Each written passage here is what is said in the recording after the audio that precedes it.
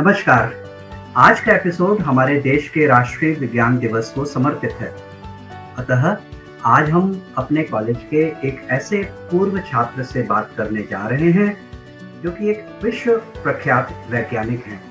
वे न सिर्फ विज्ञान को जीते हैं परंतु उसके प्रचार प्रसार में कोई भी कसर नहीं छोड़ते हैं। आप अपने विषय में बहुत ही निपुण शिक्षक हैं जिनकी ख्याति हम उनके पढ़ाए गए अनेकों छात्रों से सुनते हैं। अगर आपके रिसर्च की बात करें तो शायद ही दुनिया का कोई पब्लिकेशन जैसे कि ACS, RSC, Wiley, Elsevier, Nature, Science होगा जिसमें आपके द्वारा किए गए कार्यों का उल्लेख न हो। अब तक आपने करीब 150 जर्नल पेपर, 8 पेटेंट तथा 19 साइंटिफिक किताबों के बुक चैप्टर में योगदान किया है। करीब 15 छात्रों ने आपके गाइडेंस पर PhD डिग्री प्राप्त की है। अनेकों छात्रों ने MSc प्रोजेक्ट किया है। आपकी गणना कार्बोहाइड्रेट केमिस्ट्री की दुनिया में नामी वैज्ञानिकों में होती है। संप्रति आप अनेकों जर्नल के एडिटर हैं। आप भारत के association of carbohydrate chemist and technologist के सेक्रेटरी भी हैं। आपको chemical research society of India CRSI के द्वारा ब्रॉन्ज एवं यंग साइंटिस्ट मेडल से सम्मानित किया जा चुका है। अनेक सेमिनार, कॉन्फ्रेंस आदि में आपको मुख्य वक्ता के तौर पर आमंत्रित किया जाता रहा है। आपने UP कॉलेज से BSc एवं MSc BHU से किया है। PhD आपने central drug research institute Lucknow से किया है। उसके बाद कुछ समय बुंदेलखंड विश्वविद्यालय में प्रवक्ता के तौर पर योगदान देने के दौरान आप अपने शोध को आगे बढ़ाने के लिए अमेरिका की फ्लोरिडा विश्वविद्यालय में प्रोफेसर एलन कार्ट्रेस्की के साथ काम किया है। तत्पश्चात काशी हिंदू विश्वविद्यालय में आपको असिस्टेंट प्रोफेसर के तौर पर योगदान देने हेतु आमंत्रित किया गया। वहीं पर अपने शैक्षणिक एवं शोध के कार्य को आगे बढ़ाते हुए आप साथ साथ बीच में फिर से अमेरिका की कैलिफोर्निया यूनिवर्सिटी एवं जर्मनी की कोन्स्टांस यूनिवर्सिटी में शोध के कार्य के लिए एक लंबा समय व्यतीत किए हैं। आपको हाल ही में काशी हिंदू विश्वविद्यालय ने मोस्ट प्रोडक्टिव रिसर्चर अवार्ड से भी नवाजा है। सच कहूं तो अगर मैं आपके सारे पुरस्कार एवं उपलब्धियों की बातें करने लगूं तो इस पूरे एपिसोड का समय सिर्फ उनको बताने में ही निकल जाएगा। दर्शकों, अब आपकी जिज्ञासा को शांत करते हुए मैं अब आपको उनसे मिलवाता हूं। आइए आदरपूर्वक स्वागत करें प्रोफेसर विनोद कुमार तिवारी जी का और उनको धन्यवाद दें जिन्होंने हमारे लिए अपने अत्यंत व्यस्त समय में से आप छात्रों का उत्साहवर्धन के लिए समय निकाला है। नमस्ते प्रोफेसर विनोद जी। नमस्कार आशुतोष जी। तो हम लोग पहले जानना चाहेंगे कि आपका क्या बनारस से बचपन से ही एक जुड़ाव रहा है कि आप किसी और प्रांत से आते हैं? नहीं, बचपन से तो मेरा बनारस से कोई संबंध नहीं था। लेकिन साल में एक बार, मैं बहुत छोटा था तब भी आता था। नाना जी हमारे लेके आते थे यहाँ। चूंकि ये मंदिर का शहर है तो मंदिरों में मैं आता था, संकट मोचन दर्शन करता था जी अपने परिवार के साथ। तो मेरा जन्म जो है बिहार में रोहतास जिला है जी, जहाँ पर एक छोटा सा गांव है पेवंदी, उसी गांव में मेरा जन्म हुआ था 1976 में। जी। और फिर मेरा जो बचपन गुजरा वो ननिहाल में। प्रारंभिक शिक्षा कैसी रही? रोहतास में ही रही? प्रारंभिक शिक्षा एक्चुअली मैं नाना जी के साथ मेरी शिक्षा तो हुई। रोहतास वो में बहुत ही हाँ, नहीं, वो उनका नौकरी था। वो एक बहुत चैंपियन थे पहलवान में। तो उनको वो जो है मेरी बचपन उन्होंने उनके साथ गुजारने का मुझे सौभाग्य प्राप्त हुआ। और बहुत चीजें मैंने जो लाइफ में सीखा जी, वो उन्हीं से सीखा। ईमानदारी क्या होती है और ड्यूटी कैसे निभाया जाता है, और तमाम तरह की जो कि बहुत जरूरी है, किताब से अलग जरूरी है पढ़ाई। बचपन का जो गहरा छाप पड़ा वो नाना जी का मेरे ऊपर पड़ा है। वैसे वो जंगल में मतलब था वो लगभग जगह, लेकिन मैं जंगल में रहता था लेकिन जंगली नहीं। तो तो मुझे बहुत ही मतलब मैं एहसानमंद हूँ अपने नाना जी जी का, और जी खास करके नानी जी का भी। जी उन्होंने मुझे बहुत अच्छा से परवरिश दिया। जी जी। हाई स्कूल और इंटर भी मुझे हाई लग। स्कूल हाई स्कूल की नहीं, हाई स्कूल में ये हुआ कि मैं 5वीं क्लास तक, 4वीं क्लास तक नाना जी के पास रहा। जी फिर मैंने सरस्वती शिशु मंदिर जी डाल्टनगंज में अपना पढ़ाई किया, जी और 2 साल मैं डाल्टनगंज में रहा। उसके बाद मैं फिर से रोहतास में ही आ गया, और वहाँ से मैंने हाई स्कूल अच्छा पढ़ाई किया। और उसके अच्छा। बाद इंटर मैंने जो है जीएलए कॉलेज डाल्टनगंज से किया, हम्म। और उसके बाद मैं बनारस में आया, तो आप और कैसे यूपी कॉलेज छात्र, का। आप कैसे छात्र थे हाई स्कूल में, इंटर में? हमने आपकी फोटो देखी और उसमें पाया, आपने बताया आपके नाना जी पहलवान थे, लेकिन हमने पाया सबसे पीछे की पंक्ति में आप खड़े हुए हैं, सबसे पतले छात्र जो नजर आ रहे हैं उसमें वो आप ही है। तो नाना जी की पहलवानी का असर आप तक नहीं आया? हाँ, बात तो बिल्कुल आपने सही कहा, जी कि पहलवानी का असर नहीं आया, बाकी चीजें आया। अपनी प्रारंभिक शिक्षा के दौरान एक बात कहूंगा, जी आ, मैं बाकी सब सब्जेक्ट में तो बहुत अच्छा था, लेकिन उस वक्त बायोलॉजी नहीं थी, वो तो बाद में आई 8 क्लास में। लेकिन ड्राइंग मेरा बहुत हुआ था, अच्छा तो ड्राइंग से मुझे थोड़ा डर लगता था, और उसका कारण कुछ और भी रहा होगा, क्योंकि मैं ज़्यादा समय नहीं दे पाता था। जी तो एक बार संजय करके एक लड़का था, उसने मुझे ड्राइंग का परीक्षा हो रहा था, तो मैडम हमको एक एग्जामिनेशन के 2 दिन पहले पूछी कि ये आम बना दो। तो मैंने आम का फिगर बनाया, तो पहली क्लास में था। तो मैडम बोली कि जांच करके कि ये आम है। तो मैंने कहा कि हाँ मैडम, ये आम है। आम तो कई तरह के होते हैं, कभी कभी 2 आम सड़ जाते हैं, कभी गोला हो जाता है, कभी लंबा हो जाता है, तो वैरायटी ऑफ मैंगो होते हैं, तो ये भी उसमें से एक है।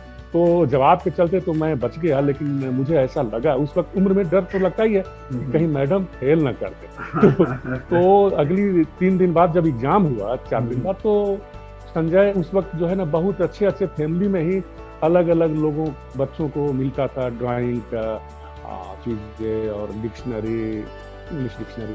तो मेरे पास एक था, तो मेरा एक दोस्त था, वो उसको ले लिया। वो बहुत अच्छा पेंटर था संजय, उसका यही पेशा था, मतलब यही, इसी में वो आनंद लेता था। तो मैंने उससे बोला कि थोड़ा दे दो, अब टाइम 10 ही मिनट बचा है। तो वो बोला कि दे देंगे करते हुए जब 5 मिनट समय बचा, तो मेरे पास कोई ऑप्शन ही नहीं था। तो मैंने अपना जो है किया कि बाल जो है ना, वो अच्छे बाल हुआ करते थे मेरे, तो मैंने बाल को यूं करके और पेंसिल से और ब्लेड से कट कर दिया। फिर मैंने उसी के जो कलर था उसी में लगा करके अपना पेंट कर दिया।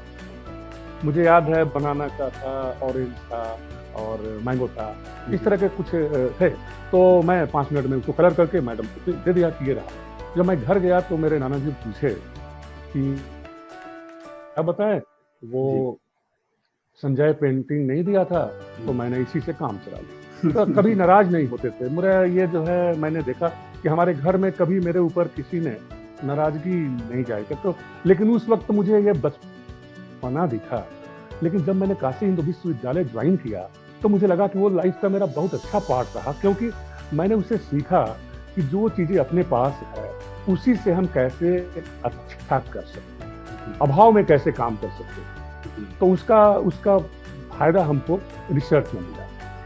तो ये बचपन की एक जी। तो आप अपने आप को कैसे आंकेंगे अपने हाई स्कूल और इंटर में? किस तरह के आप छात्र थे? विज्ञान के प्रति उस समय कैसी रुचि थी?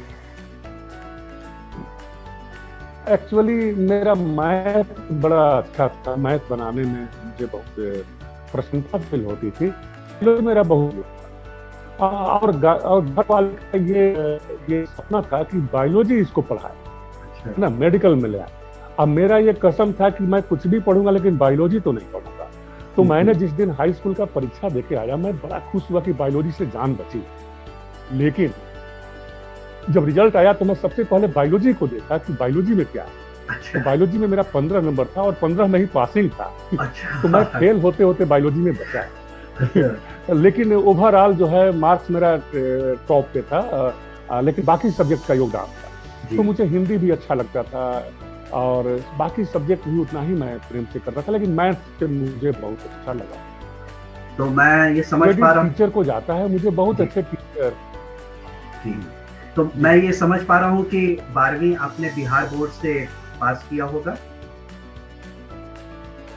जी हाँ, जी हाँ, बिल्कुल जी सर। जी। तो मैंने फिर मैथ बैकग्राउंड आपको से यूपी कॉलेज के बारे पीएमसी में किया था। कैसे पता चला वहां पर, और यूपी कॉलेज का सफर हाँ, कैसे चालू हुआ? एक्चुअली हाँ, तो आशुतोष जी, मैं आपको बताऊं कि कुछ ऐसे संस्थान होते हैं जो किसी भी परिचय का मोहताज नहीं, बिल्कुल। और यूपी कॉलेज उसमें से एक है। कॉलेज लेवल में इससे शायद ही कोई ऐसा कॉलेज हो जहां पर इतना अच्छा पढ़ाई के साथ साथ प्रैक्टिकल कराया जाता है। अब बीएससी में तो हमको ये चीजें बिहार में फेमस था कि बनारस में एक कॉलेज है, यूपी कॉलेज, और बहुत ही अच्छा है, पढ़ाई बहुत अच्छा होता है, उसमें डिसिप्लिन बहुत है, क्लास रेगुलर चलते हैं। तो ये देख करके मैं यहाँ पर आया था, और 1993 में, और मैंने तुरंत फार्म भर दिया, और उसके बाद मुझे याद है जुलाई में शायद इसका परीक्षा हुआ, और मैंने एग्जाम दिया और वहाँ एडमिशन हुआ। मुझे बहुत खुशी है कि मेरा लाइफ का जो शुरुआती एजुकेशन हुआ, हायर एजुकेशन का, वो यूपी कॉलेज से हुआ। बहुत ही प्रतिष्ठित विद्यालय कॉलेज है वो, और टीचर तो बहुत ही समर्पित थे। प्रोफेसर वाई सिंह और ऑर्गेनिक, वो इतना अच्छा पढ़ाते बच्चों को, और प्रोफेसर एनपी सिंह ऑर्गेनिक में थे, और वो अभी भी एनपी सिंह सर पढ़ाते हैं।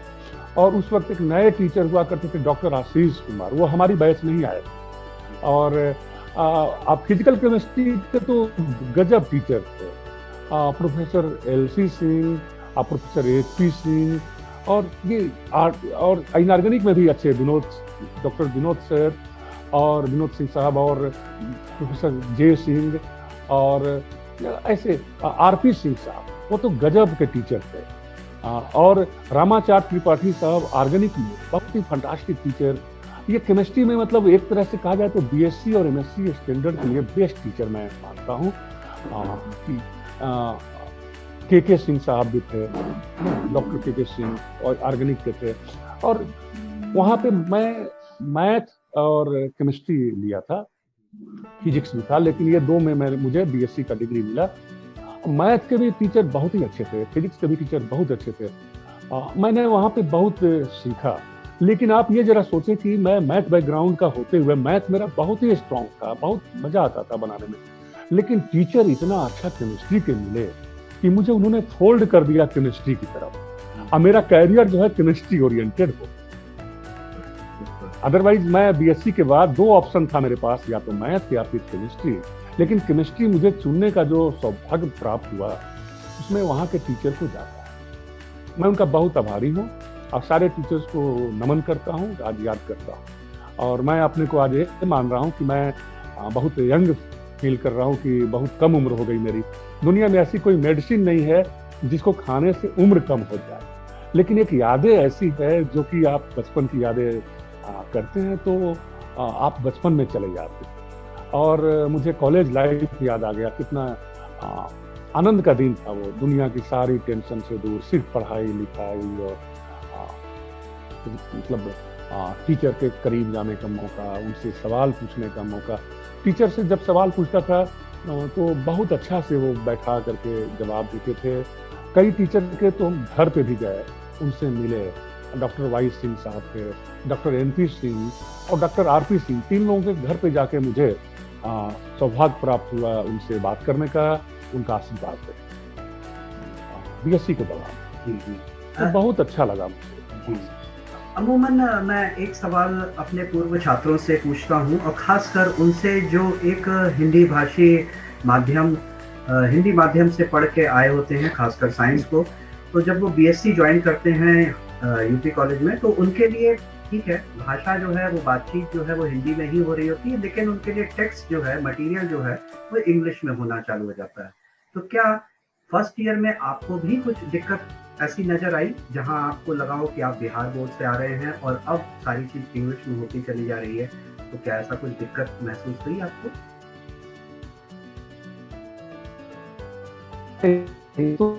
तो मुझे इस तरह की कोई समस्या नहीं सामना करना पड़ा।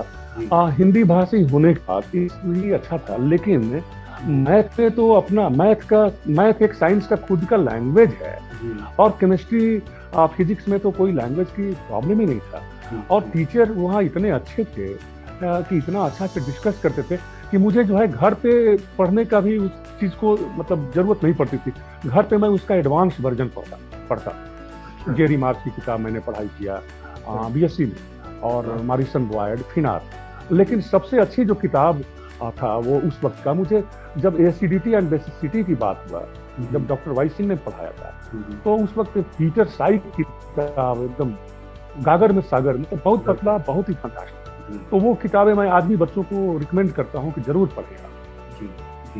और इंडियन में भी कुछ आथर हैं, जैसे professor SP Singh Kurukshetra university के, उनका भी बुक जो है वो अच्छा किताब। तो कुछ मुझे प्रॉब्लम नहीं हुआ। मैं ऐसा मानता हूँ कि मेरे किसी दोस्त को भी प्रॉब्लम नहीं हुआ, क्योंकि कई दोस्तों से बातचीत हुआ करती थी। किसी ने ये नहीं बताया कि हमें कोई समस्या है।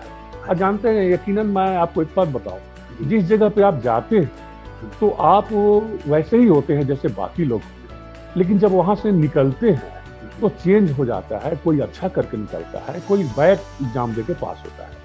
वो 3 साल या 2 साल में उसका कैसा रुचि था, कैसा उसने उस सब्जेक्ट को लिया, ये इस बात पे टीचर जो है ना हमेशा उस बच्चे को याद करता है, उसको प्रेम करता है। जो बच्चा क्लास में डिसिप्लिन के साथ उससे इंटरेक्ट करता है, सवाल पूछता है, तो बच्चा को वो टीचर बहुत ही उससे डर नहीं होता है टीचर को, मतलब बच्चे को। और टीचर जो है उनको क्लास के बाहर बुलाता है कि बेटा आना, मैं तुम्हें और भी बताऊंगा। फिर वो उसको अपने बच्चे की तरह पढ़ाते हैं। तो मुझे ये बचपन से ये नजर आया। जब मैं बहुत छोटा था, पहली क्लास में, तो मुझे याद है पहली क्लास से भी शायद नीचे था, तो नहीं पहली क्लास, तो उसमें हमारे एक टीचर थे, और उन्होंने जो है हमसे, मतलब टीचर क्या, उनका बेटा मेरे क्लासमेट था, तो हम लोग साथ में पढ़ते थे। तो घर पे उनके मैं जाता था। वो एक्चुअली नाना के दोस्त थे, तो मैं नाना ही बोलता था, लेकिन जब पढ़ता था तो नाना नहीं बोलता था।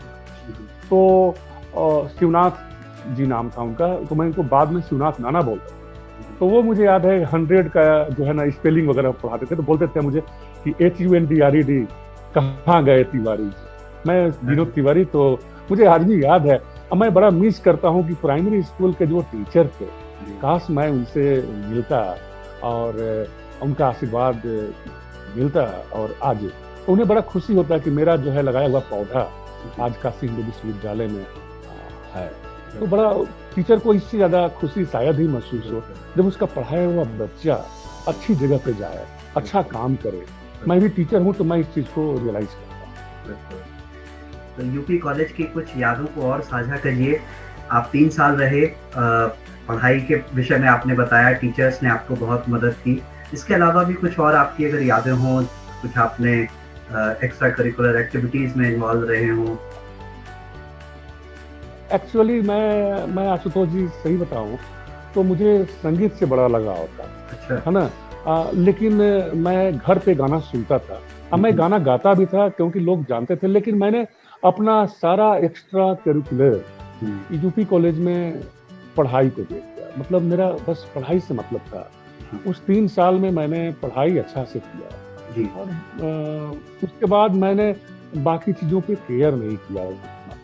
तो मुझे हॉस्टल नहीं ले पाया था मैं, क्योंकि समझ नहीं पाया था, तो जानकारी भाव में मैं हॉस्टल में नहीं गया था। तो रूम लेके तो रहता था और मेरे दोस्त आते थे, तो उनकी कोई प्रॉब्लम हुआ करता था पढ़ाई से रिलेटेड, तो मैं मुझसे वो बात किया करते थे, तो उनको समझाता था। तो मेरे अंदर वो चीज़ें मतलब मुझे वो बड़ा फायदा हुआ क्योंकि मेरा रिवीजन उसी में हो जाया करता था जी। तो ये मेरा कुछ हॉबी कहे कि मैं मैं थोड़ा पढ़ाता था, और जब कभी कुछ टेंशन फील हुआ तो गाना सुनता था। और कुकिंग मैं यूपी कॉलेज में ही सीखा जब पढ़ाई के दौरान।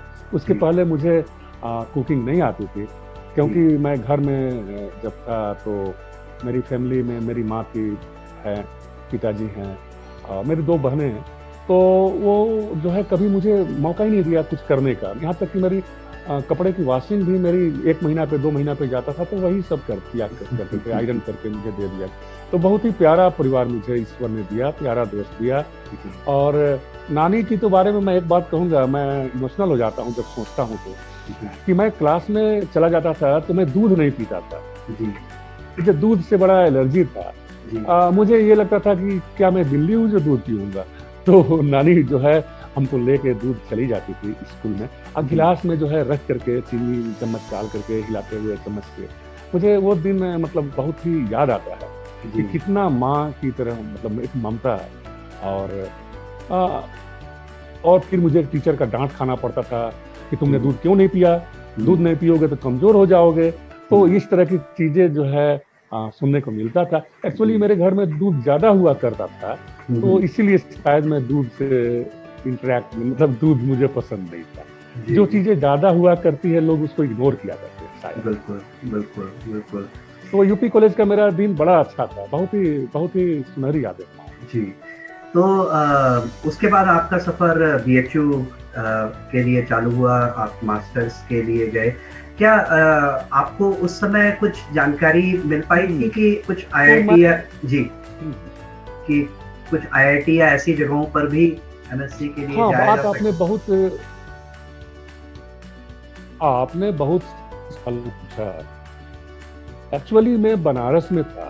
काशी हिंदू विश्वविद्यालय बहुत ही प्रसिद्ध विश्वविद्यालय है, लेकिन मुझे जो है ना मतलब घर यहाँ से 120 किलोमीटर था, तो मुझे डर लगता था बाहर जाने में।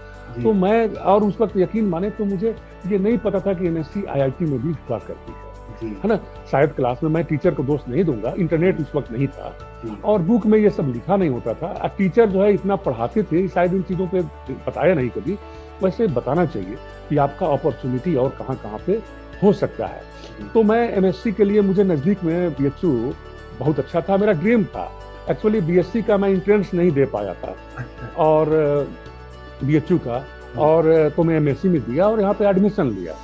और मुझे याद है कि 2 साल मैंने काशी हिंदू विश्वविद्यालय में टीचर के यहाँ भी वही माहौल मिला मुझे, हॉस्टल का इन्वायरमेंट था। तो इतना अच्छे मित्र मिले, सीनियर्स मिले, और बहुतों ने मुझे हेल्प किया सीनियर में। अब मैं जो है उनका कैसे याद करूं, कैसे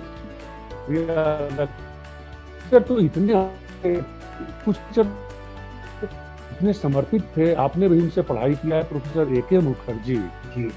मतलब I think best teacher of organic chemistry in the world.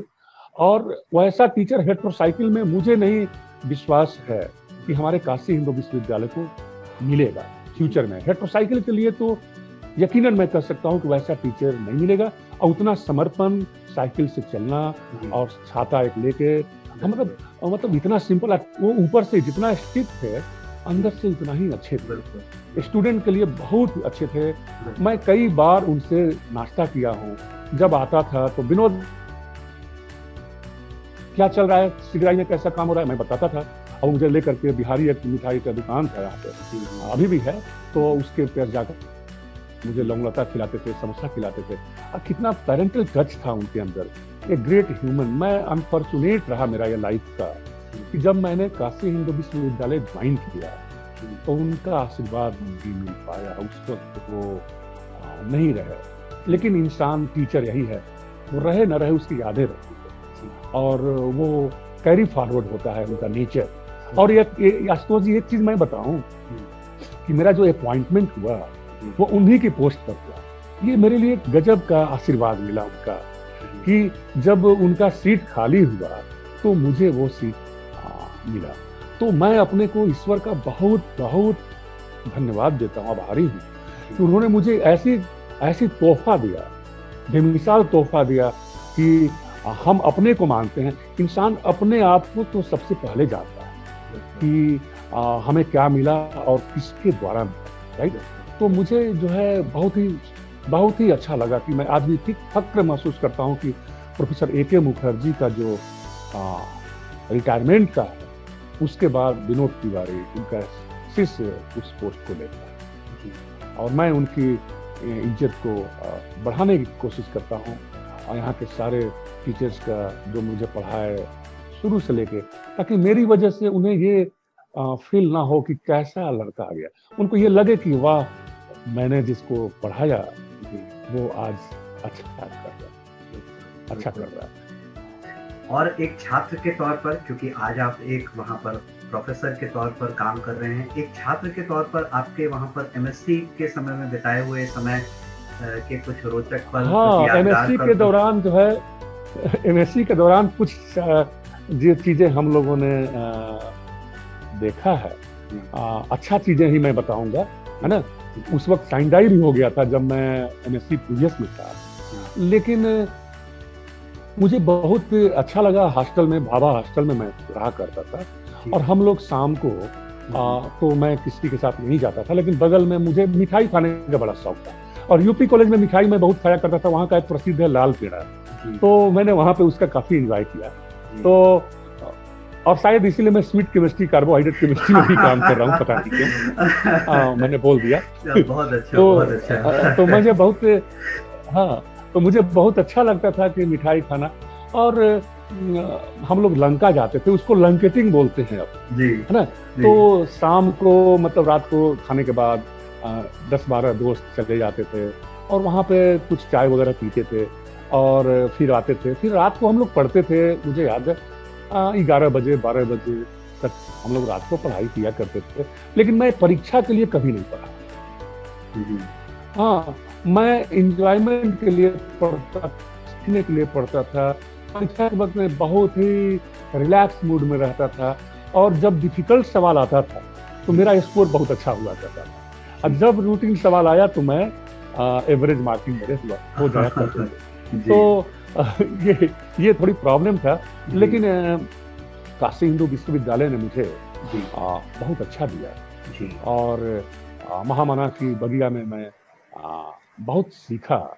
अब मुझे बड़ा खुशी हुआ कि मैंने जहाँ से कुछ लिया वहाँ कुछ देने का मुझे ईश्वर ने मौका दिया। तो मैं जब यहाँ पर, मेरा ड्रीम था कि मैं इस यूनिवर्सिटी में फैकल्टी पोजीशन के रूप में आऊँ, और मैं शायद 4 साल जो पीएचडी के बाद काम किया, तो मैं अपने को यही पाता था कि जब ऐसा मैं कर ले जाऊंगा तब मैं बीएचयू में अप्लाई करूंगा।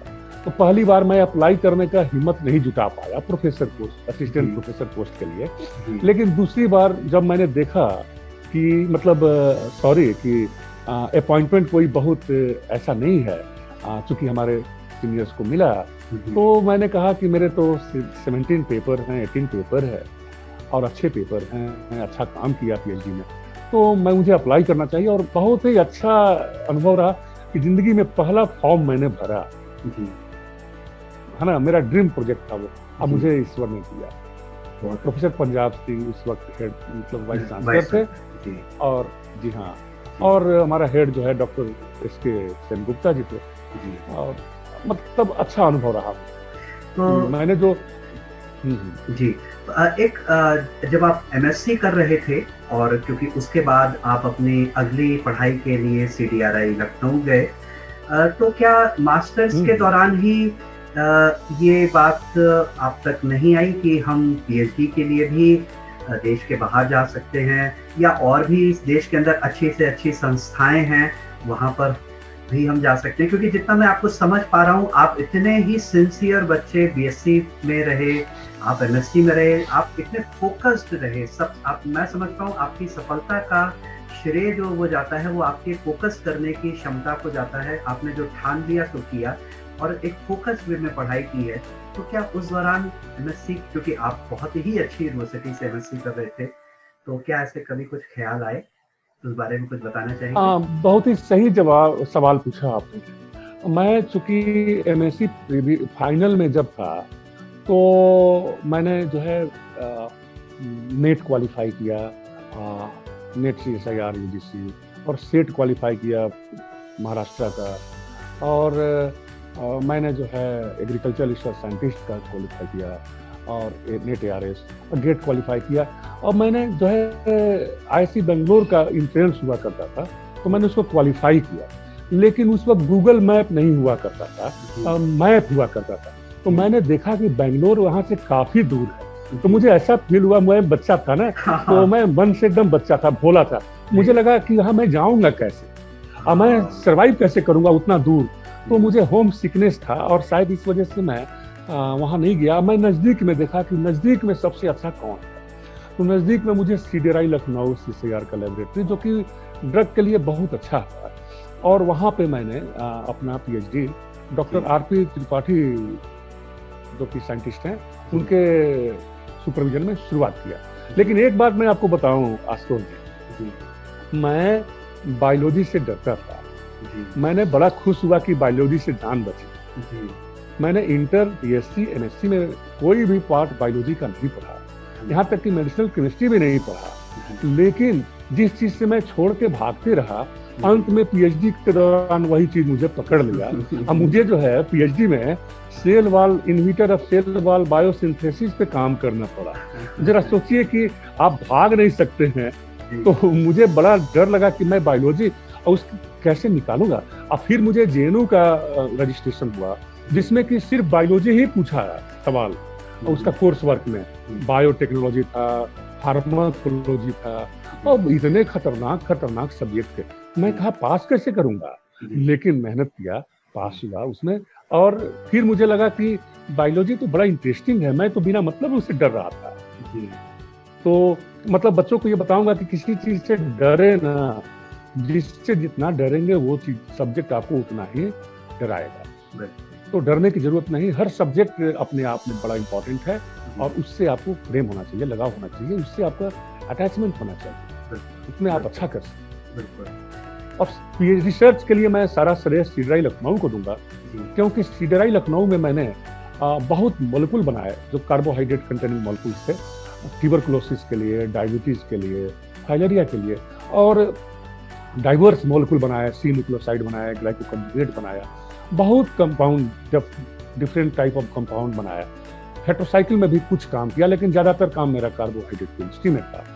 वहां पर पैसे की प्रॉब्लम नहीं था, फंड का, और रिएजेंट, केमिकल, सॉल्वेंट, तमाम ये चीजें बहुत इजीली अवेलेबल था, इंफ्रास्ट्रक्चर बहुत रिच था, तो उसका बेनिफिट हमको मिला। और रात में खूब काम किया। मुझे याद है रात को 1 बजे तक, 1:30 तक मैं हमेशा लैब में रहा करता था, और कभी कभी मैं 11 बजे 10 बजे चला जाता था।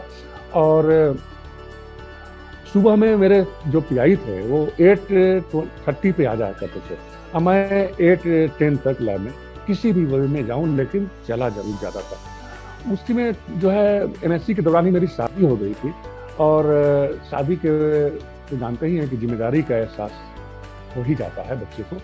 तो मुझे फैमिली का बहुत सपोर्ट मिला, शायद उसका भी ये रिजल्ट है कि मुझे पीएचडी में अच्छा काम करने का मौका मिला, अच्छा काम किया। अदरवाइज फैमिली का सपोर्ट नहीं है। एक्चुअली रिसर्च में सिर्फ पब्लिकेशन में आपको लगता है कि आपने किया, लेकिन उसमें कई लोगों का योगदान होता है, आपका, आपकी लैब का, आपके पीआई का, जो इंस्ट्रूमेंटेशन दिया, एनएमआर, आईआर, मास, माल्डीटॉप, एचआरएमएस, जो भी है, एचपीएलसी, ये सारे जो है टेक्नीशियन का भी उतना ही योगदान है, और एडमिनिस्ट्रेशन का भी योगदान है। अकेले मेरा वो नहीं है, अकेले मेरा नहीं है। मैं ये भूल नहीं कर सकता कि मैं अपने को मानूं कि मैं सुपर हूँ, मैं उसका एक पार्ट हूँ। जो रिजल्ट मिला, और फैमिली भी उसमें काफ़ी हेल्प किया, मेरे फ्रेंड भी काफ़ी हेल्प करते हैं, तो उस सबका योगदान रहा कि मैंने टाइम पे मेरा पीएचडी हुआ। अब पीएचडी तो मुझे और लगता, पीएचडी में मुझे और समय लगता, क्योंकि मैं पीआई हूँ, तो मैं जानता हूँ जब आप अच्छा मेहनती बच्चा है तो पीआई उसको जल्दी छोड़ना नहीं चाहता है। लेकिन हुआ ये कि मैं 2003 में 2004 में 13 से 15 जनवरी तक कॉन्फ्रेंस था झांसी में, मैंने वहाँ पे गया, तो मुझे जो है यंग साइंटिस्ट अवार्ड मिला। और जब अवार्ड लेने के लिए मैं स्टेज पे गया, तो हमारी लेक्चर के दौरान वाइस चांसलर भी आए थे, और प्रोफेसर जीपी तलवार थे, उनके हाथों से मुख्य अतिथि के रूप में थे, एनआईआई के डायरेक्टर थे, वो फाउंडर डायरेक्टर। उन्होंने जो है स्टेज पे मेरे बारे में कुछ कहा, और वाइस चांसलर जो प्रोफेसर रमेश चंद्रा जी, उन्होंने जो है मुझे पोस्ट ऑफर कर दिया कि आप चाहें, आपको मैं पोस्ट ऑफर कर रहा हूँ, आप चाहें तो आप इसे ज्वाइन कर। तो मुझे बड़ा प्रसन्नता हुई कि पोस्ट ऐसे ऑफर हुआ, मैं फिर उसको ज्वाइन एक्सेप्ट किया और मुझे 1 महीना का टाइम मिला। 1 महीना मैंने थीसिस वाइंड अप करके 16 फरवरी को मैंने थीसिस जमा किया 2004 में, और 17 फरवरी को मैंने झांसी गया। तो अदरवाइज मैं शायद 2 साल और पीएचडी में रहता तो और अच्छा काम हुआ होता, इसमें कोई शक नहीं। लेकिन मैंने झांसी में पढ़ाना सीखा कि टीचिंग के अलावा पढ़ाते कैसे। मेरा पहला बैच था और मुझे याद है कि बहुत सारा हमको कोर्स दे दिया है, तो मैंने पूछा कि इतना मैं पढ़ाऊंगा कैसे? तो बोले ये सिर्फ डॉक्यूमेंट में है, पढ़ाना नहीं है। मैंने कहा ऐसा नहीं होता, तो मैं पढ़ाऊंगा। लेकिन मेरी पहली क्लास में 3 लड़के 4 लड़के थे केमिस्ट्री वाले में। फिर मुझे दूसरी क्लास में वो बढ़ के 30 के आसपास हो गए, और थर्ड डे मेरे क्लास में 80 का बैच था और 120-130 के अराउंड बच्चे हो गए। मुझे बड़ा अच्छा लगा। फिर बायोमेडिकल में पढ़ाया और फार्मेसी में पढ़ाया, अच्छे अच्छे स्टूडेंट वहाँ मिले और सीखा मैंने कैसे पढ़ाते। मैं अपने बच्चों के लिए थोड़ा सा CDRI के संदर्भ में आपसे जानना चाहूँगा, जिसको कि हम लोग सेंट्रल ड्रग रिसर्च इंस्टीट्यूट कहते हैं, CSIR का लैब है। तो अगर कुछ हमें उसके बारे में भी हमारे बच्चों के लिए कुछ और बता सकें, कैसा माहौल है। ये तो सही बात है कि वो गोमती के बगल में है, एक अलग से तो अच्छा लगता ही है। अगर आप कुछ और बता सकें। तो आशुतोष जी, मैं ये बताऊं कि गोमती के बगल में ये रहा करता था 76 मंजिल पैलेस। अब वो यहाँ पे नहीं है जी। अब ये जो है जानकीपुरम एक्सटेंशन में चला गया है जी। लेकिन वो जो प्राइम लोकेशन था उस वक्त का 76 मंजिल पैलेस, और हम लोग वहाँ पे ये देखे कि दिन भर काम करते, अब 2 बार जो है नाश्ता ले करके खुद ही कैंटीन वाला आता था। हम लोग बच्चे की तरह जाना और अपनी गिलास रखते थे, उसमें चाय लेना, समोसा लेना और ले करके उसको खाना, और फिर उसी तरह काम करते रहना। मतलब आपको शायद अजीब लगेगा कि जब मैंने सिगराई लखनऊ में 4 साल था, मुझे पता ही नहीं चला कि ठंडा और गर्म भी कुछ होता है या बरसात भी होती है। मतलब बहुत ही दिन में मतलब अच्छा लगा। जब मैं बाद में गया तब मुझे एहसास हुआ कि वहाँ का लाइफ क्या है, सिटी का लाइफ क्या है। मैं सिटी का लाइफ न तो बनारस को एंजॉय किया, न तो लखनऊ को किया। मैं लैब का एंजॉयमेंट किया, लैब में खूब काम किया, और वो एक ऐसा लेबोरेटरी है जो ड्रग डिस्कवरी के लिए विश्वविख्यात है। टोटल अगर 20 ड्रग मार्केट में है तो 11 से ज्यादा ड्रग सीडराई ने दिए, और वहाँ पर बहुत अच्छे अच्छे साइंटिस्ट हैं, समर्पित साइंटिस्ट थे। और मुझे लगता है कि ड्रग डिस्कवरी में अगर आप काम करना चाहते हैं तो इंडिया में या तो सीडराई लखनऊ जाएं या IICT हैदराबाद जाएं, लेकिन सीडराई लखनऊ ड्रग के लिए बेस्ट होगा।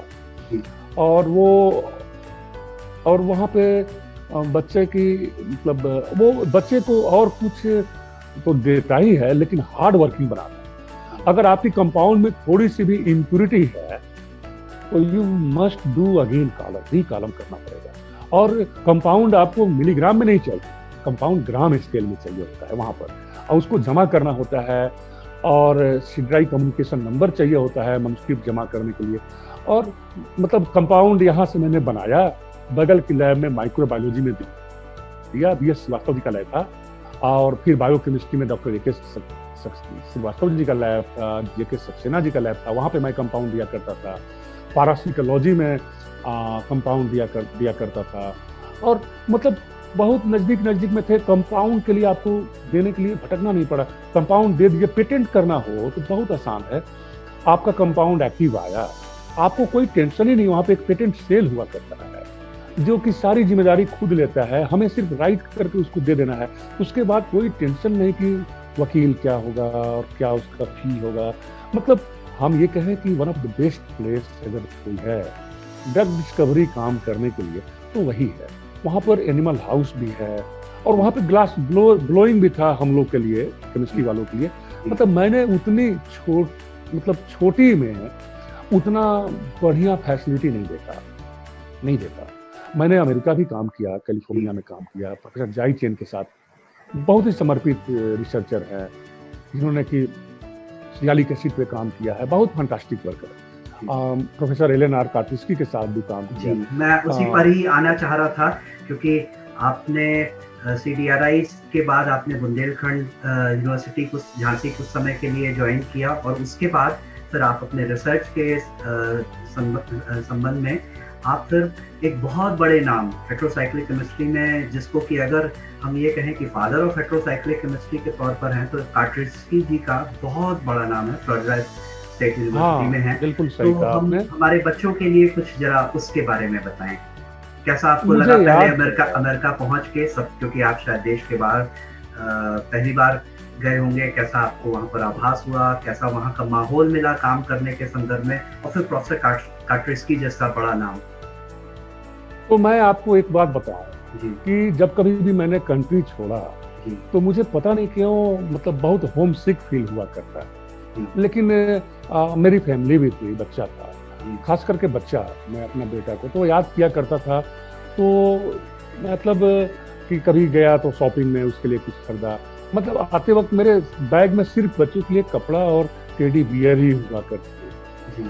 तो मैंने एक चीज नोटिस किया कि मेरे जो 3 मेंटर थे, post doc mentor, professor LNR कार्टेस्की वर्ल्ड फेमस थे हेटेरोसाइकिल के लिए, professor Xi Chen California university California Davis में, is world renowned scientist for the carbohydrate chemistry, sialic acid पे तो जबरदस्त काम। और जो थर्ड है प्रोफेसर रिचर्ड R. स्मिथ, ये तो गजब अच्छे टीचर, अच्छा रिसर्चर, इनका एक रिएक्शन है स्किमिट रिएक्शन। तो बहुत ही इन तीनों लोगों ने मुझे मतलब इनसे बहुत सीखने को मिला।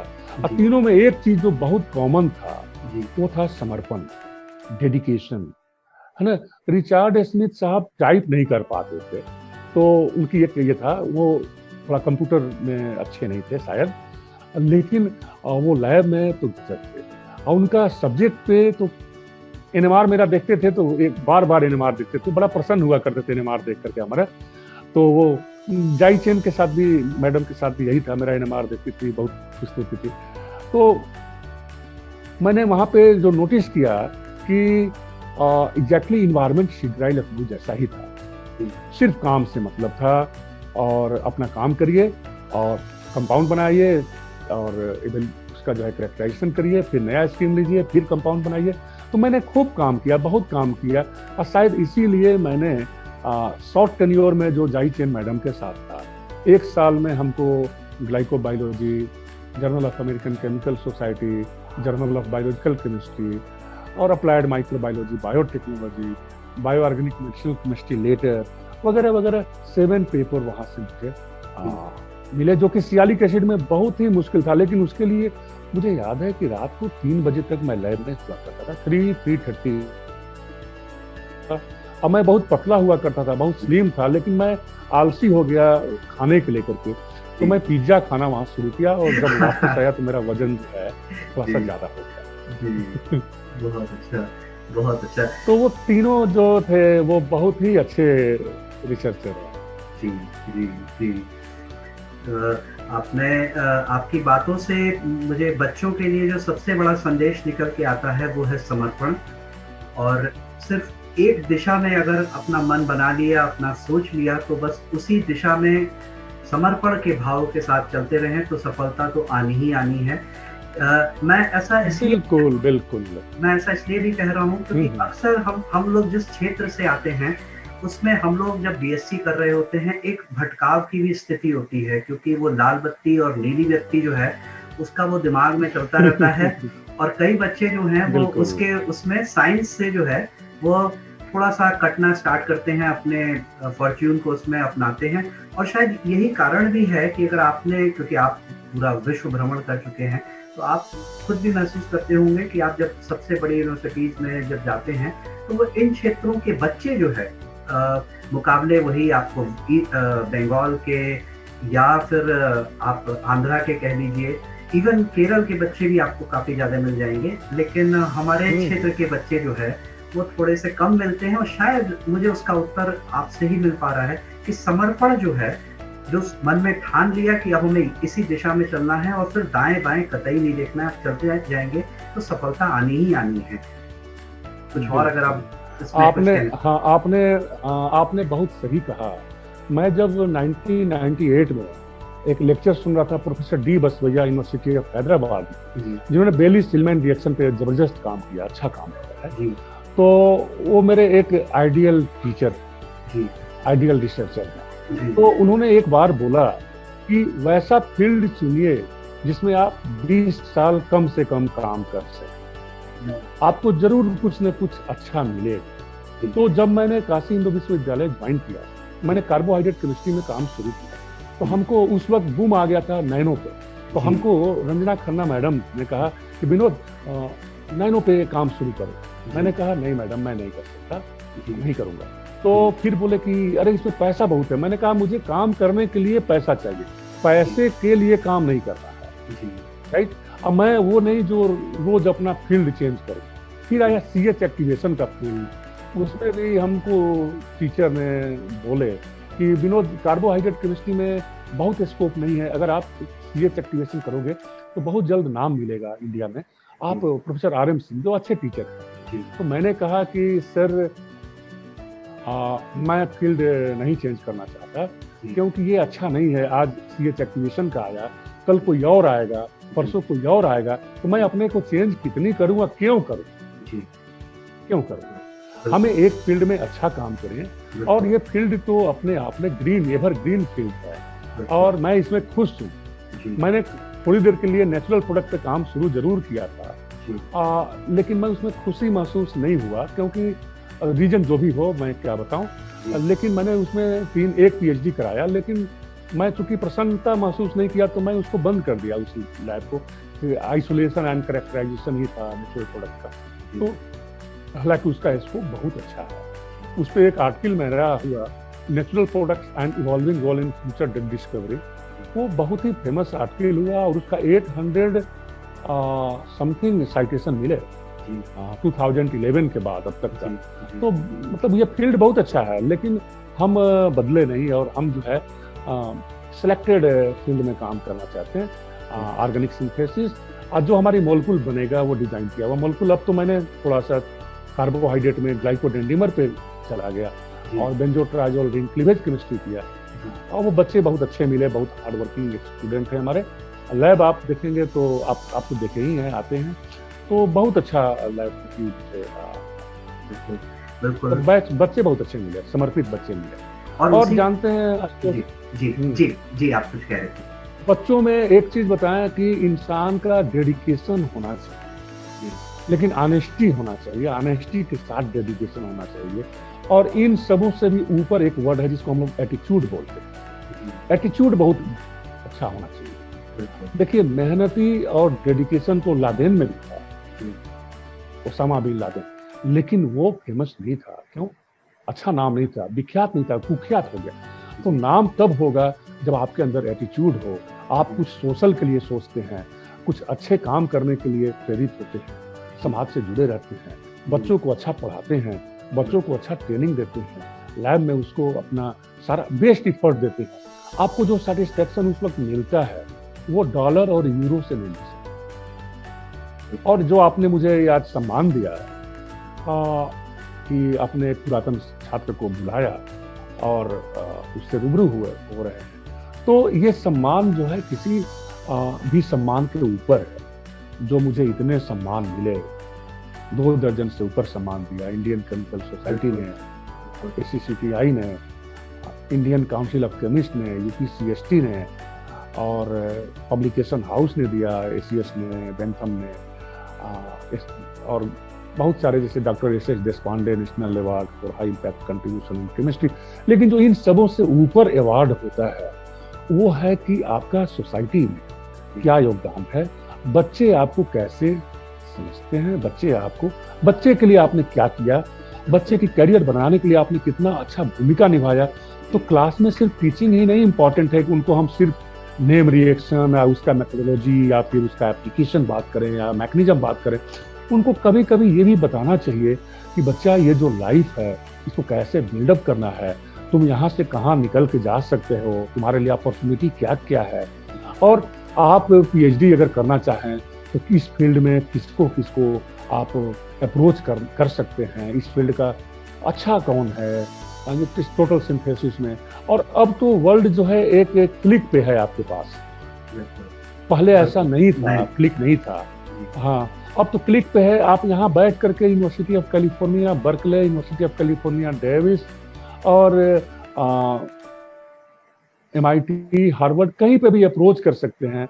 और यकीन माने कि जितनी जरूरत हमें है उनकी, उससे ज्यादा जरूरत उन्हें है हमारी। एक अच्छे डेडिकेटेड स्टूडेंट की बहुत जरूरत होता है वैसे PI को जो लाइफ में कुछ करना चाहता है। जितना भी आप देखिएगा नोबेल प्राइज मिला है, मैं ज्यादा तो नहीं, लेकिन उसमें इंडियन का योगदान बहुत होता है। इंडियन बच्चे जब वहां जाते हैं, सिंथेसिस की बात मैं कर रहा हूँ, तो बहुत अच्छा काम करते हैं। जैसे C. ब्राउन हुए, वुडवर्ड हुए, है ना, E.J. कोरी हुए, ये सब बड़े नाम, बड़े नाम। तो इन लोगों का जो रिकॉग्निशन हुआ उसमें इंडियन का योगदान बहुत है। इंडियन बेसिकली जब बाहर जाते हैं तो बहुत डेडिकेटेड रिसर्चर है। यहाँ का कोई भी बच्चा, मैंने नहीं देखा कि मैंने PhD पोस्ट-डॉक के दौरान कभी किसी को ये नहीं देखा कि वो काम नहीं कर रहा है। Everyone are working very hard, है ना। और इंडिया का नाम है, इसीलिए तो जब इंडियन भी अपना भेजता है तो वो बहुत उसको पॉजिटिव वे में स्वीकार करते हैं। तो बच्चों को ये टीचर को बताना जिम्मेदारी बनता है कि बच्चे कैसे होना चाहिए, कैसे अप्रोच करना चाहिए, सोसाइटी में आपकी कैसे एक्टिविटी होनी चाहिए, आपके क्लासमेट के साथ क्या व्यवहार होना चाहिए, आपकी टीचर के साथ क्या व्यवहार होना चाहिए, आपको अपने पेरेंट के साथ कैसा बर्ताव होना चाहिए, व्यवहार होना चाहिए। पेरेंट वो है जो भगवान ने आपके लिए दिया है, क्योंकि भगवान हर जगह नहीं जा सकता, इसीलिए उसने एक माँ बना दिया।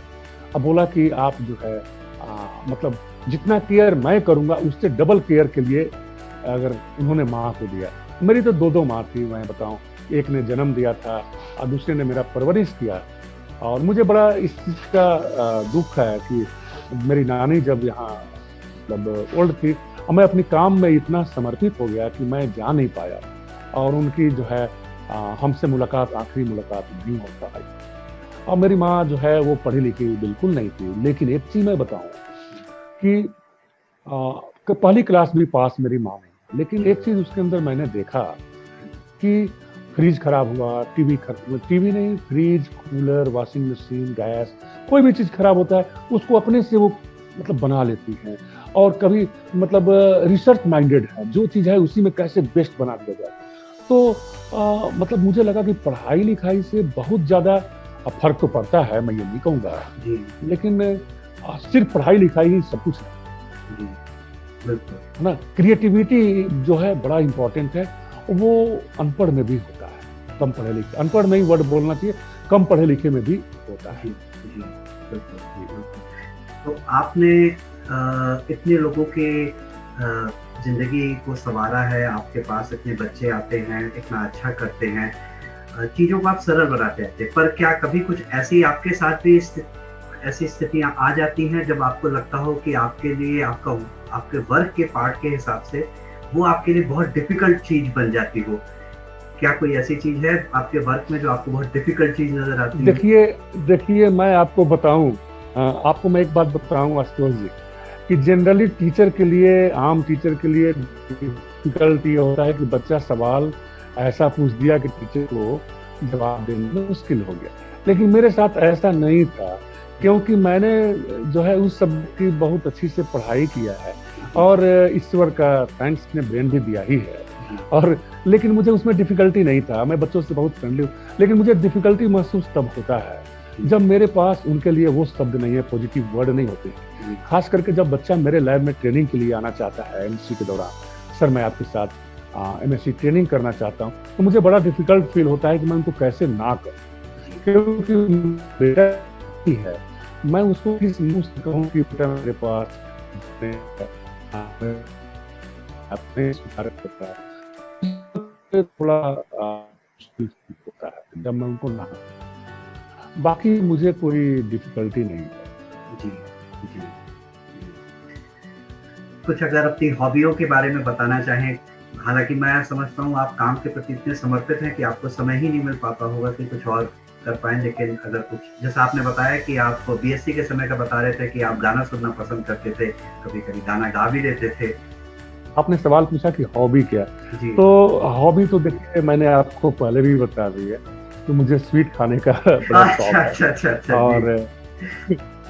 लेकिन मुझे जो है ना, मैं बचपन में क्रिकेट खेला करता था जी। और मैं कैप्टन हुआ करता था। हालांकि वाह! कभी मैच जिताया नहीं मैं, क्योंकि मैं वैसा मानता ही नहीं था कि मैच जीतने के लिए खेलना है। मेरे अपोजिट टीम था वो भी मेरे दोस्त ही थे, तो मैं जी, इंजॉयमेंट के लिए खेलता था, अच्छे अच्छे शॉट मारता था, पिचकारियां बटोरता था। जी, और तो मेरा एक हॉबी वो था, और गार्डनिंग का थोड़ा जी, शौक है, ज्यादा नहीं है। जी, तो टाइम नहीं निकल पाता, जिसके चलते मैं कुछ दे नहीं पाता। जी, लेकिन फिर बास्केटबॉल भी मैंने खेला, जी, और उसमें मैंने अच्छा खेला, और जी, उसका भी नाम है मेरा इंटर तक। लेकिन जी, जो मेन हॉबी है, जी, जब कभी मैं परेशान होता हूँ तो मैं संगीत सुनता हूँ। जी, खास करके मुकेश जी की संगीत हुआ, रफ़ी साहब की आवाज़, जी, या किशोर दा की गाने, लता जी की गाने, तो जी, मुझे अच्छे गाने थोड़ा अच्छे लगते हैं, जी, जिसमें कि मतलब कुछ सेंस हो, जी, है ना। नॉनसेंस मैं ऐसा नहीं करता। जी, हाँ, तो पॉप सॉन्ग को, लेकिन ये मेरा कुछ हॉबी थी। मुझे जी, लगता है कि हर को अंदर ताकि जब आप अपने सब्जेक्ट से परेशानी फील करें, तो वो आपको हॉबी आपको आपका सहारा दे, जी, बिल्कुल, बिल्कुल, बिल्कुल, वो आपको मजबूती दे। तो बिल्कुल, कुछ हॉबी तो होना ही चाहिए। बिल्कुल, बिल्कुल। आपने हमें बहुत समय दिया है कि बच्चों को आप क्या सलाह देना चाहेंगे? कैसे वो अपने लिए और नए-नए रास्ते बनाएँ? देखिए, मैं उन बच्चों को ये कहूँगा जी, कि आप अपना बेस्ट दें। कुदरत ने हमें हीरा ही बनाया, लेकिन शर्त यह है कि जो घिसेगा वही चमकेगा। तो वो जो उम्र है आपकी, उसमें आपको मेहनत करना है, और आपका हर इफोर्ट जो है वो इम्पोर्टेंट है। जी, ऐसा नहीं कि हाई स्कूल का इफर्ट यूजलेस है।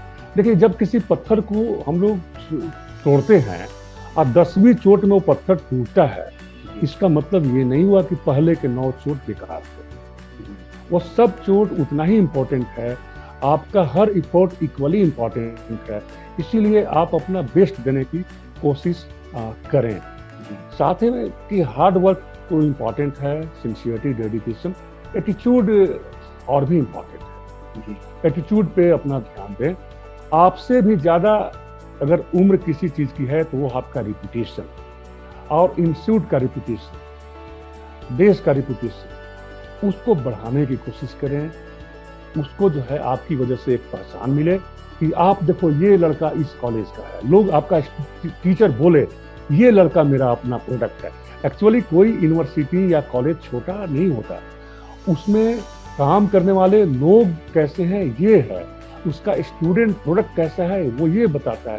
जैसे यूपी कॉलेज बहुत बढ़िया कॉलेज, बहुत अच्छा कॉलेज है, और कंट्री की तरक्की में योगदान दें, छोटा ही सही लेकिन योगदान दें। और योगदान देने में मुझे याद आता है, एक बात कहूँ, एक स्टोरी बताऊंगा। जंगल में एक बार आग लगती है, जंगल की आग बहुत भयानक थी। उसको बुझाने के लिए गौरैया प्रयत्न करता है, वो चोंच से पानी ला करके आग के ऊपर डालता है। एक बड़ा सा पंछी बाज है, जो उसके ऊपर कमेंट करता है कि क्या तुम्हें लगता है कि तुम इस आग को बुझा लोगे? लेकिन तारीफ तो तब होगी जबकि वो गौरैया का स्टेटमेंट सुने। गौरैया बड़ा अच्छा से जवाब देती कि मैं ये जानती हूँ कि मैं इस आग को नहीं बुझा सकती, मेरे बस का नहीं है, लेकिन फिर भी मैं ये भी जानती हूँ कि जब कभी भी इस आग की स्टोरी लिखी जाएगी, तो मेरा नाम आग बुझाने वालों में शामिल होगा, ना कि आग लगाने वालों में। तो किसी भी जगह पे आप सॉल्यूशन बने, प्रॉब्लम ना बने। टीचर के करीब रहने की कोशिश करें, टीचर से सीखें, उसकी बातों को बहुत केयरफुली प्रमोट करें, मतलब उसको बहुत आगे बढ़ाएं। और ध्यान रखें, माँ पिता का सपना कभी ना चूर होने दें। पिता बहुत उम्मीद से अपने बच्चे को परवरिश करता है, जो खुद वो नहीं पा सकता, वो सोचता है कि मेरा बेटा पाए। दुनिया में यही दो ऐसे हैं, माँ पिता और टीचर, जो आपकी तरक्की देखकर आपको अंदर से जो है आशीर्वाद देते हैं कि हाँ, अपने से बड़ा अगर किसी को कोई बनने देना चाहता है तो वो पिता है या फिर शिक्षक है। तो इस चीज को बहुत ध्यान दें। और कभी प्राउड फील ना करें।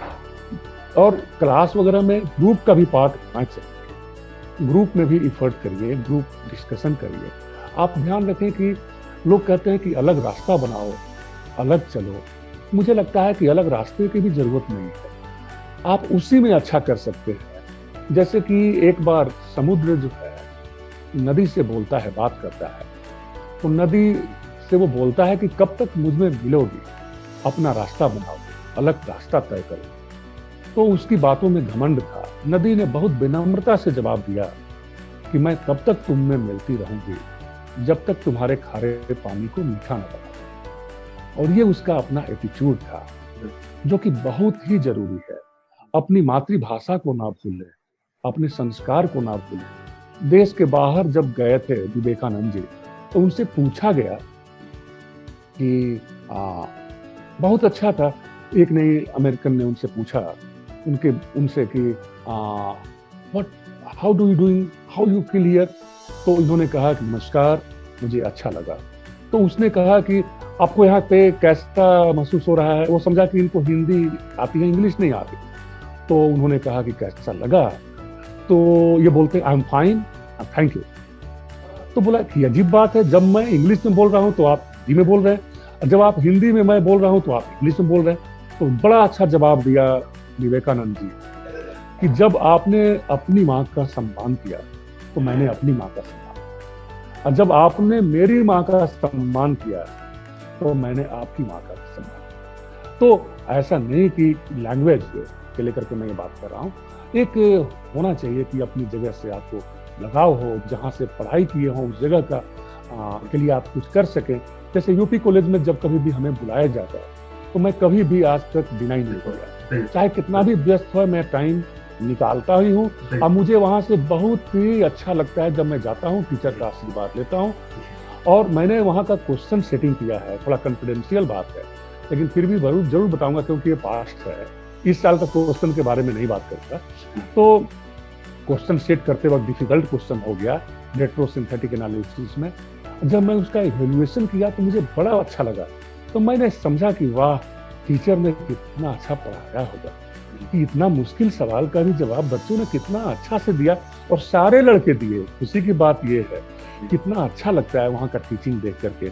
तो ये जो है बताएं। और आशुतोष जी, बच्चों को ये भी कहूंगा कि तरक्की रातों रात नहीं हुआ करती और मुफ्त में नहीं मिला करती। भूल जाएं कि हवा मुफ्त में मिलती है। कभी चिप्स खरीदा है तो उसमें आधा पैसा तो हवा का ही होता है। मतलब हमने तो मजाक किया, लेकिन ये सच्चाई है कि कोई भी चीज मुफ्त नहीं मिलता। उसके लिए इंसान, कामयाब इंसान के लिए उसकी रातें भी दिन की तरह होती है। उसके लिए दिन और रात में कोई फर्क नहीं है, सर्दी गर्मी में कोई फर्क नहीं है, सुख दुख में भी कोई फर्क नहीं है। वो अपनी रास्ते में अडिग है, चल रहा है, चलता जा रहा है, तब तक चलता जा रहा है जब तक मंजिल ना उसको मिल जाए। ये बहुत अच्छा है। और भगवान के ऊपर आस्था होनी चाहिए, ईश्वर है, लेकिन उसके ऊपर अपने को नहीं छोड़ना चाहिए। कि एक माझी का स्टेटमेंट था, दशरथ माझी का, कि हर काम भगवान के भरोसे ना छोड़ो, क्या पता वो तुम्हारे भरोसे कुछ छोड़ बैठा हो। तो ध्यान दें, अपनी याद करें उस ईश्वर का जिसने आपको जन्म दिया, माँ पिता का, और उस इंस्टीट्यूट का जिसने आपको अच्छा विद्या दिया, उस कंट्री का जिसमें कि आपने जवान हुए और उसकी मिट्टी हवा में आप रखी किए। हमेशा इसको एहसान रखना चाहिए, याद रखना चाहिए। और संघर्ष जो है बहुत इंपॉर्टेंट है। आप ध्यान रखें, आखिरी बात में बताया कि दुनिया में हम अकेले नहीं है जो संघर्ष कर रहे हैं। भगवान राम को भी संघर्ष करना पड़ा, राइट। और जब जरा सोचिए कि जिस इंसान को अगले दिन राजगद्दी पहले रात में 10 साल के पास और वो अपने पिता का आज्ञाकारी थी, उसको तहे दिल से स्वीकार करके और जंगल जाते, अगर जंगल में रहे तो उतनी जो कामयाबी उनको नहीं मिल पाई। वो राजा राम होकर के रिटायर, ताकि आप जरा देखें, रामायण से सीखें, है ना, रामायण से सीखें, महाभारत से सीखें, ये पुरानी जो ग्रंथ है उससे सीखें कि किसी को भी ऐसा नहीं है कि स्ट्रगल के बगैर कुछ जिंदगी में मिला हो। आप अपनी लाइफ से अगर दूर हटें तो देखें, अमिताभ बच्चन जो इतना बड़ा नाम है, उनको भी रिजेक्शन का सामना करना पड़ा है, सिर्फ इसलिए कि उनकी मोटी आवाज थी। उनको रेडियो ने स्टेशन से मना कर दिया गया, और आज वही आवाज पूरे विश्व में सबसे ज्यादा सुनी जाने वाली आवाज। लता मंगेशकर के बारे में कहा गया कि इनकी आवाज बहुत पतली है, इनको भी अच्छा नहीं मिलेगा। लेकिन जरा सोचिए, वो पतली आवाज भी पूरे विश्व में सबसे ज्यादा सुनी जाने वाली आवाज है। किसी भी फील्ड में, चाहे वो क्रिकेट में देखे कपिल जी का, तेंदुलकर का, चाहे कि संगीत में, लेकिन कोई भी फील्ड ऐसा नहीं है जिसमें कि बिना स्ट्रगल का कोई चीज मिला है। स्ट्रगल तो ईश्वर जिसको देता है उसी को देता है जिसको कामयाब बनाना होता है। अगर हमें कामयाब नहीं बनाना होगा तो हमें स्ट्रगल नहीं देगा। प्रॉब्लम से घबराए ना, उसका सलूशन निकालने की। आखिरी में कहूंगा पढ़ने योग्य लिखा जाए। हमने आखिरी में बताया कि पढ़ने योग्य लिखा जाए, इससे बहुत अच्छा ये है कि लिखने योग्य किया जाए। तो अच्छा करें, अपनी सेहत का ध्यान दें, आप बढ़िया से पढ़ाई करें, जो ड्यूटी है उसको पूरा करें। पढ़ाई मतलब एक ड्यूटी है। अगर विद्यार्थी हैं, क्योंकि मैं टीचर हूं तो मैं पढ़ाई की बात कर रहा हूं, लेकिन जिसका भी जो काम है उस काम को वो पूरी ईमानदारी से करे। ये ना समझे कि कोई देख रहा है कि नहीं देख रहा है। जब आप काम कर रहे हैं तो सिर्फ अपने को देखें और ऊपर वाले को याद रखें। आपने बहुत बहुत बड़ी बातें, बहुत अच्छी बातें हमारे बच्चों के लिए बताई, और सबसे बड़ी चीज ये है कि आप इतना समय हमारे लिए निकाल पाए। और उसके अलावा आपने खुद ही कहा कि जब भी मौका मिलता है आप कॉलेज परिसर में आते रहते हैं, और ये सही बात है। हम लोग भी बहुत ही ज़्यादा गौरवान्वित महसूस होते हैं आपकी प्रेजेंस से, और आप एक व्यक्तिगत तौर पर भी बहुत ही अच्छे इंसान हैं। एक मित्र की भांति हमेशा सबका ख्याल रखते हैं। आप इसी तरह से आगे हम लोग को भी मार्ग निर्देशित करते रहिए, और हमारे बच्चों को आपको सुनने का मौका लगातार इसी तरह मिलता रहे, कैंपस परिसर के अंदर, कैंपस के बाहर। इन्हीं सारी बातों के साथ मैं आपको बहुत बहुत धन्यवाद देता हूँ, और आशा करता हूँ कि परिसर में भी आपका जल्दी आना होगा और हम सब आपको फिर से सुन पाएंगे। बहुत ही अच्छा, बहुत ही अच्छा जी। मैं भी आपका बहुत शुक्रगुजार हूँ कि आपने मुझे सुना, आपने मुझे मौका दिया कि मैं कुछ बच्चों के लिए बोलूं, और मुझे ये पूरा विश्वास है कि वो बच्चे अपने भविष्य में अच्छा करेंगे, अपना नाम बढ़ाएंगे, अपने माँ पिता के सपने को साकार करेंगे, उस विद्यालय का, उस यूनिवर्सिटी का, कॉलेज का नाम बढ़ाएंगे जहाँ से उन्होंने विद्या हासिल किया। बहुत बहुत धन्यवाद। बहुत बहुत धन्यवाद।